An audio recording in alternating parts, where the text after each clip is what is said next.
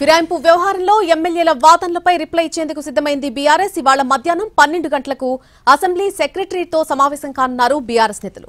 8 మంది ఎమ్మెల్యేల సమాధానాలపై తమ అభ్యంతరాలను తెలుపనున్నారు. బీఆర్ఎస్ రిప్లై ఇచ్చేందుకు 3 రోజుల గడువు ఇచ్చారు స్పీకర్.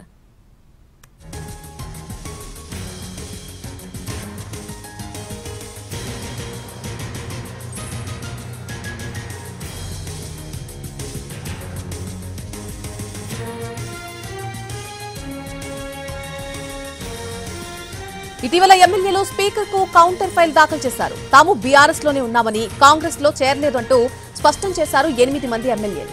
నియోజకవర్గ అభివృద్ధి కోసమే సీఎం రేవంత్ రెడ్డిని కలిసినట్టుగా చెప్పారు. బీఆర్ఎస్ కు రాజీనామా చేశాము అనడం అబద్దమన్నారు. తమ ఫోటోలను మార్క్ చేశారని స్పీకర్ కి ఇచ్చిన కౌంటర్ ఫైల్లో పేర్కొన్నారు ఎమ్మెల్యేలు. మరి ఇప్పుడు స్పీకర్ ఏం చేస్తారు, ఎలాంటి నిర్ణయం తీసుకోబోతున్నారు అన్నది ఆసక్తికరంగా మారింది.